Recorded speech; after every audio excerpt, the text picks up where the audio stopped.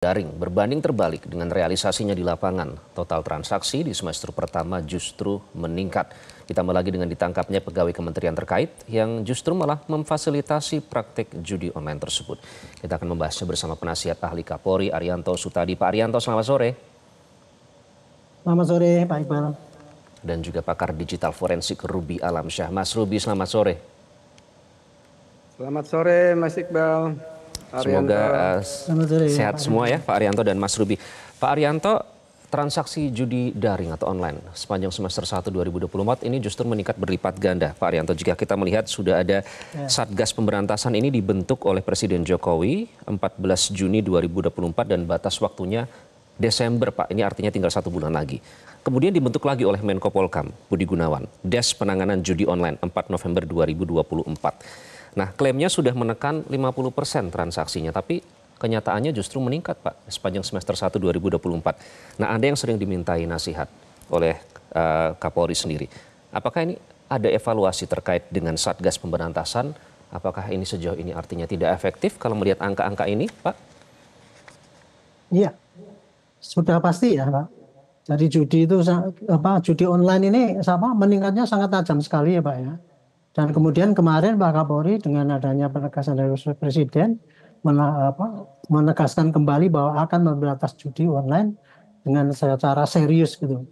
Tetapi permasalahannya di sini adalah menurut saya itu judi itu kan meningkatnya sangat cepat sekali ya beredarnya, sedangkan judi online itu kan secara teoritis kan untuk menanggulanginya itu kan tidak cukup hanya dari penindakan saja, tetapi juga harus dari pencegahan, kemudian pencegahan dini atau preemptif, dan kemudian penindakan. Nah, penindakan itu sendiri itu tidak hanya penegakan hukum, menangkap pelakunya, kemudian menghukum sampai itu supaya jera, dan kemudian itu sehingga tidak diikuti oleh orang lain. Ini tidak berlaku untuk judi online ini. Karena judi online itu kan sangat menarik ya. Orang mau bisa menjalankan judi dengan asalkan pakai menggunakan digital sudah mudah sekali. Dan kemudian para pelanggannya juga dalam 1 detik, dalam 1 hari ribuan orang bisa ikut di situ.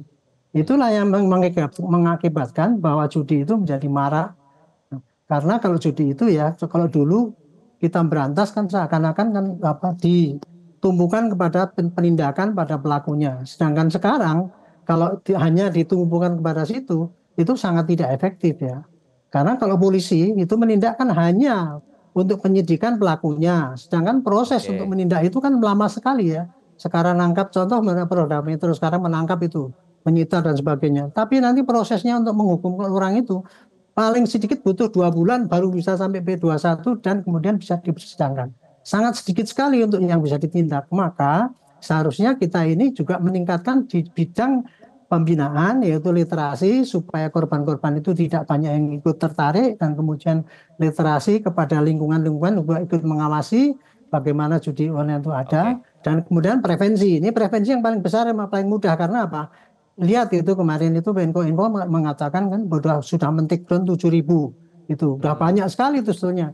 Tetapi sayangnya tidak dibandingkan dengan menjamurnya judi yang tumbuh gitu, Pak. Dan Jadi itu sekarang sangat menurut cepat ya bertumbuhnya, bertambahnya situs-situs judi online tersebut. Itu karena sekali pukul banyak gitu.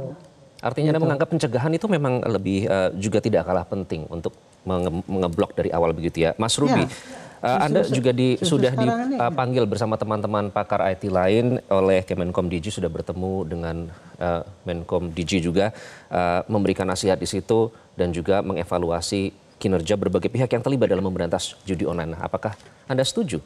Sebenarnya yang paling penting adalah pencegahan, dan bagaimana Anda melihat penindakan sendiri sejauh ini untuk memberantas judi online?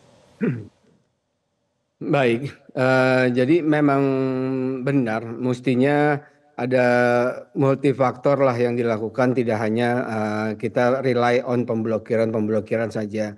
Karena pemblokiran terus terang kalau dari segi teknis, kalau memang penggunanya atau pemainnya memang sudah biasa dan CS judi online itu biasanya memang aktif untuk menjamu para pemain judi online-nya, itu banyak cara untuk mereka tetap lolos dari pemblokiran Kominfo dalam bentuk apapun.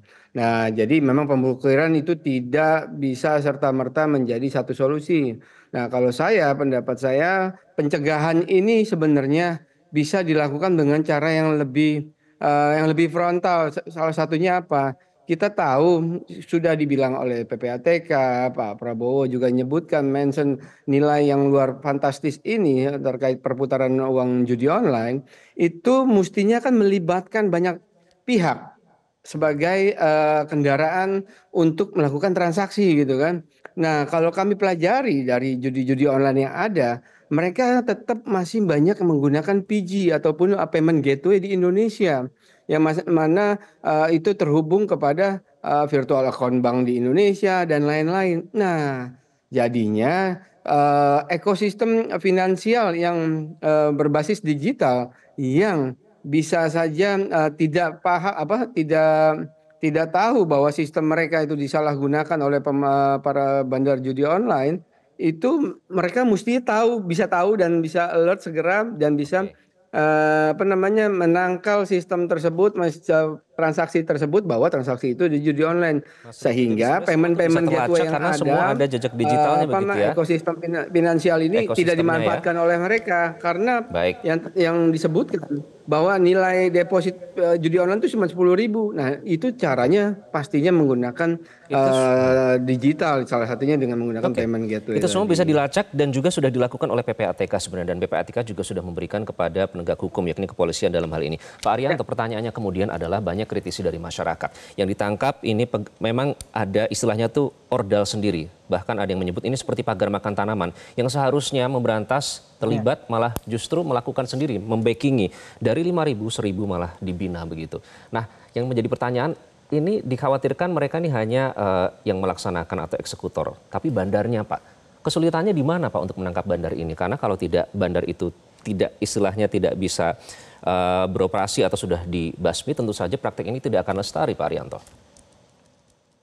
Ya, saya mendengar dari Dirsiper Polri yaitu mengutarakan kesulitannya itu menangkap bandar itu ya Pak ya. Kalau datanya sudah jelas katanya gitu ya, itu gampang saja menangkap Pak. Tetapi kemudian untuk membuktikannya sampai di pengadilan itu tidak cepat itu Pak gitu. Sehingga lelet seakan-akan kan gitu. Makanya kemudian penindak bandar itu kalau seandainya satu pun dihukum gitu Pak, kan efeknya cuma satu kasus saja yang diselesaikan tuh. Sementara ini munculnya tadi itu banyak sekali gitu Pak ya. Mengenai masalah kolusi antara orang yang dipercaya dengan itulah anatomi judi Pak. Judi itu sangat mudah sekali melibatkan aparat untuk kolusi di dalamnya situ, petugas yang di lapangan juga ikut kolusi situ sehingga membiarkan dan sebagainya. Makanya itu menurut hemat saya itu harus itu komprehensif ini Pak. Di dalam penindakan kita juga harus betul-betul ya pengawasan tinggi. Tetapi saya ingin menyarankan ya, hukum kita itu sekarang ditingkatkan ya untuk sangat menjerat pelaku. Tetapi sayangnya di dalam hukum yang baru itu, di ITE yang baru itu ya, itu hanya deliknya saja Pak, unsur-unsur delik yang masuk itu mudah masuk. Tetapi untuk membuktikannya itu masih pakai prosedur yang biasa gitu. Padahal judi online ini kalau mau pakai prosedur penegakan hukum seperti biasa pasti ketinggalan, Pak. Mestinya diimbangi dengan suatu perubahan Pak aturan Arianto, ya. jadi mekanisme pembuktian itu juga tidak kalah penting untuk menyesuaikan perkembangan dari judi online itu sendiri ya. Baik, Mas Ruby, mohon maaf karena waktunya saya singkat, saya cuma punya waktu untuk Mas Ruby, Pak Arianto. Soal mekanisme pembuktian tadi diucapkan oleh Pak Arianto. Kalau kita melihat ini sebenarnya prakteknya sudah lama tapi baru terdeteksi di pemerintahan sekarang. Ada yang menyebut ini artinya sapu di pemerintahan sekarang itu lebih bersih dibandingkan pemerintahan sebelumnya, Mas Ruby. Nah, kalau tadi kita mendengarkan masukan dari Pak Arianto, apa yang harus dilakukan supaya fakta integritas yang lagi-lagi ditandatangani ini soal pemberantasan judi online tidak hanya menjadi macan kertas mata, Pak, Mas Ruby? Baik, kalau kita melihat kasus kemarin ini adanya penyalahgunaan oleh oknum Komdiji, itu jelas sekali terlihat karena tidak adanya pengawasan. Nah, di mana para oknum yang memiliki kewenangan untuk melakukan pemblokiran itu tidak ada yang mengawasi secara proper bahwa mereka benar telah kerjanya diberikan list misalnya 5.000 item untuk diblokir, benar-benar sudah diblokir 5.000. Nah, tapi karena nggak ada yang ngawasi, ya mereka tinggal bisa aja bahwa sudah diblokir 5.000, padahal yang benar-benar sudah diblokir hanya 4.000 gitu. Nah, sehingga karena satu-satunya kemarin adalah yang kesalahan utama adalah tidak adanya pengawasan. Mau adanya fakta integritas, mau bersumpah sekalipun, itu kan cuman masalah moralitas masing-masing aja. Tetapi kalau dibuat dengan pengawasan yang benar, yang sempurna, itu oknum pasti tidak akan bisa melakukan penyalahgunaan wewenangnya seperti kemarin. Ini benar-benar harus ada pemeriksaan lagi selain dari 11 yang sudah ditangkap ini. Harus ada apa? Pemeriksaan lagi. Kan mereka tidak mungkin bisa atau berani terus beroperasi jika istilahnya itu tidak ada yang membackingi begitu. Baik, ya kalau itu pasti ranahnya penyidik, Polri pasti akan bisa menemukan seperti Humas Polda Metro tadi sebutkan Pak Ade bahwa mereka sudah banyak nih menyita barang bukti digital, handphone, tablet, laptop dan lain-lain, itu sangat bisa ditemukan jejak semuanya, kronologis detailnya, siapa pelaku utamanya, siapa operatornya, siapa yang menghubungkan ke pihak eksternal. Itu sangat mudah dan sangat bisa untuk dilakukan penelusuran secara pastinya. Dan pastinya baik 11 maupun plus 5 yang orang eksternal yang saat ini sudah dijadikan tersangka, kemungkinan besar logika saya pasti ada pihak lain yang masih akan diuber oleh kepolisian, terutama salah satunya kan udah ada 2 DPO saat ini ya. Nah, pihak-pihak Mas ini Ruby dan Pak Arianto, bisa dipastikan. ini artinya ada tanggung jawab besar ya yang dibawa oleh Des Penanganan Judi Online karena dipimpin langsung oleh Kapolri Jenderal Listio Sigit Prabowo yang mungkin nanti juga akan kembali meminta nasihat dari Pak Arianto. Terima kasih Pak Arianto, Mas Ruby sudah bergabung dengan Metro hari ini. Jelajahi cara baru mendapatkan informasi. Download Metro TV Extend sekarang.